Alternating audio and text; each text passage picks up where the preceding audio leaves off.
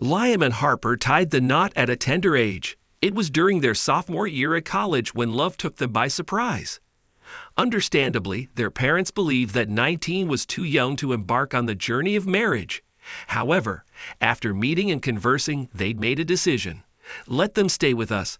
There's enough space for everyone," suggested the guy's father, Ethan. "And if they need any help, I'll gladly lend a hand," chimed in her future mother-in-law, Mrs. Jenkins. Thus, Harper considered herself quite fortunate to have such accommodating in-laws.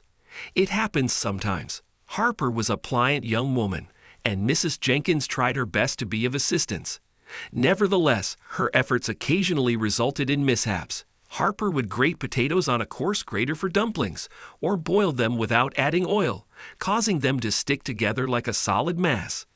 At that point, you had to slice them like a cake to eat them. However, Mrs. Jenkins never blamed her daughter-in-law for these blunders, and Harper never uttered a careless word about Mrs. Jenkins. All in all, this tale is more about the bond between a daughter-in-law and mother-in-law rather than scandals and animosity. And when Harper referred to Mrs. Jenkins as Mom for the very first time, her mother-in-law instantly embraced the term, beginning to call her daughter. A year later, Harper brought joy to everyone with the arrival of a little boy.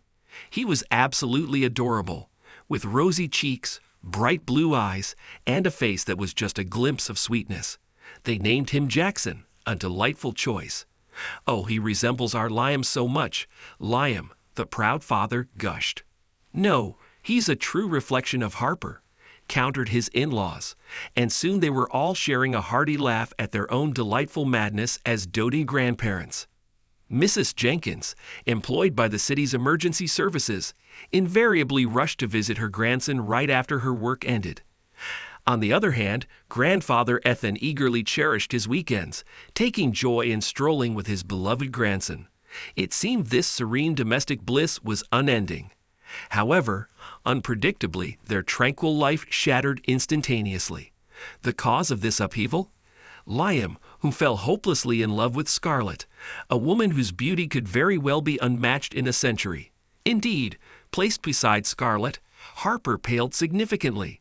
Therefore, Liam concluded that life without Scarlett would be insufferable. Returning home distraught, Liam confessed to Harper through his tears, "I'm terribly sorry, but my heart belongs to another. I find no rest or solace without her by my side. I'll perish without her. Do you grasp that?" Harper, her eyes awash with tears, understood all too well she was hardly foolish. For months, Liam had regarded her as if she were invisible. Resigned, she began to pack her belongings into a suitcase. At that very moment, her mother-in-law peered through the slightly open door. Anxiety etched on her face. "Harper, my dear, what's happening? Where are you bound? Why the tears?" It was Liam who responded in place of his heartbroken wife, his voice heavy. "Mom, tomorrow Harper will be departing for her parents. We're going through a divorce." Mrs. Jenkins was caught off guard, failing to grasp the situation immediately. She initially believed her son was jesting, which left her perplexed. "Hold on, I must have missed something. Have the two of you had a falling out? Let's patch things up. What's missing here?" Harper couldn't contain her emotions and broke into tears. "Mom, he's planning to marry someone else." In response, Mrs. Jenkins erupted in anger.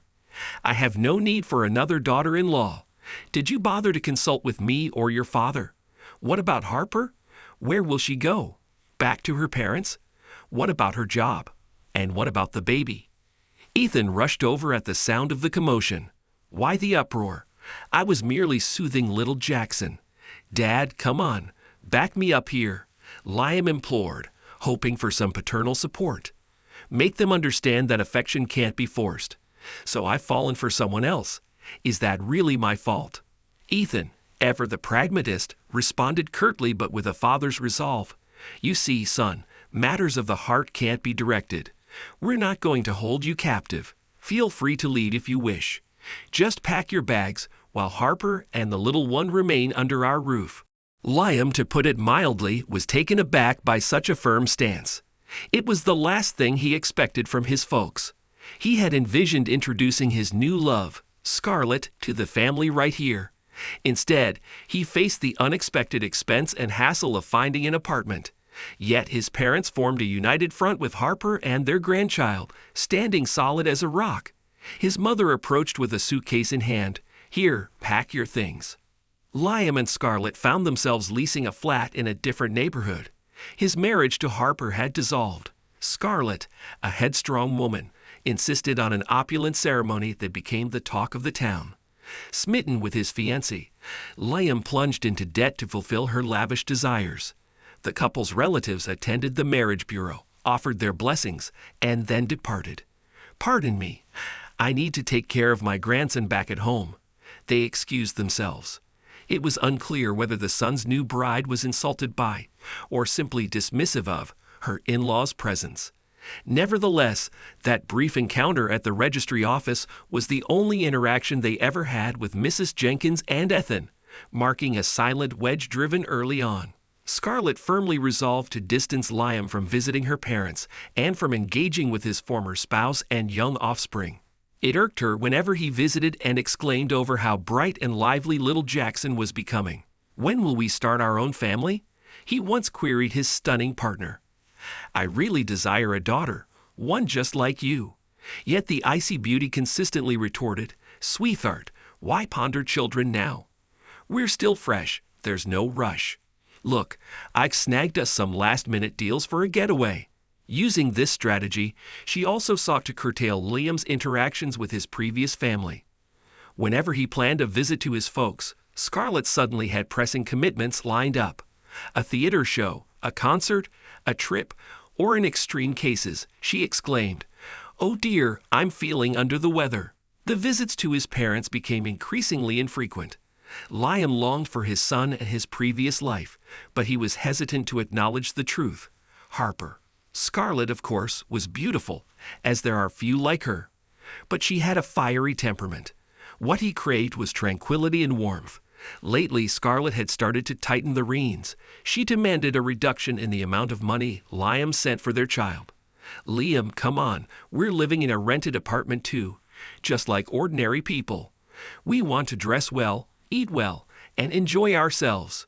Right now, it feels like our money is being sucked into a mysterious void." Liam was taken aback by Scarlett's unexpected words. At first, he thought she was perhaps joking in poor taste, but then he realized she was dead serious. "Scarlett, my son is in there. I've forsaken him," she uttered earnestly. "Wait, what do you mean? You abandoned him? Your son has a mother and a whole team of grandparents to take care of him. He doesn't need anything." Liam responded, bewildered. "Do you even hear yourself, Scarlett? What good can the grandparents do with their meager savings?" Despite Scarlett's outrage, Liam continued to support the family as before. However, he found himself faced with a recurring battle. Then, on one fateful day, tragedy struck. Harper took little Jackson to her parents, and they all set off for the sanatorium in their car. But soon after, they received devastating news. Harper's father suffered from a sudden heart failure while driving, causing them to crash into a roadside pillar. Harper's parents perished on the spot, while she herself ended up in traumatology with severe injuries. As for the child, fate took a different path. The heavens claimed him. "I got a tiny scratch on my cheek, and upon discovering it, I hurried to the hospital, my heart almost giving out. This left Ethan alone, burdened with the responsibility of 2 injured women and a little child in his arms. He reached out to his son, desperately seeking assistance. "Son, we're in a tough spot. We desperately need your help. Please take care of little Jackson for a while. I simply cannot handle it all." It's overwhelming. With a hospital tube attached to his ear, Liam remained frozen even after his father had finished speaking. Scarlett noticed his ghostly complexion and asked, "Liam, why are you as pale as a ghost?" He proceeded to inform his wife about the accident that had occurred.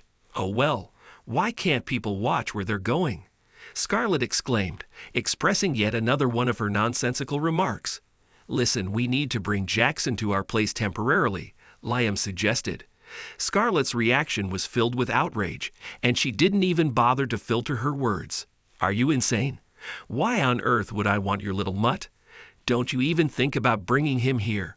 Take him to an orphanage, if you please." Liam was utterly shocked. It was as though scales dropped from his eyes. The stunning beauty of his wife had dissolved into thin air. She appeared terrifying, akin to a sorceress. With fury in her eyes, lips tightly sealed, her nose sharp and prominent. In a fit of anger, Liam slammed his fist down on the table, proclaiming, "My son is not just some plaything for you. I can't stand to be with you any longer." He packed up his belongings and retreated to his parents' house. Once confronted with Harper again, it suddenly dawned on him that his love for her had not withered. His chest tightened with a mix of dread and yearning at the thought that he might have lost her forever. Tenderly grasping her hand, he gazed upon his wife's ashen face and murmured, "Harper, forgive me. I earnestly wish to return to you and to our little Jackson." A solitary tear trickled down Harper's cheek. "Of course, my Liam, I forgive you. I never allowed myself to even dream that I hear these words from you."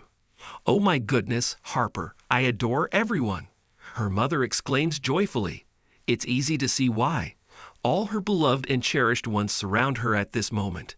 Plus, Scarlett has discovered a new match for herself, an acclaimed photographer no less. They're now gallivanting around glitzy fashion events together. Well, everyone has their own path, right? I truly appreciate you all tuning in, and I'd be so thankful for any likes on the video. Catch you all next time.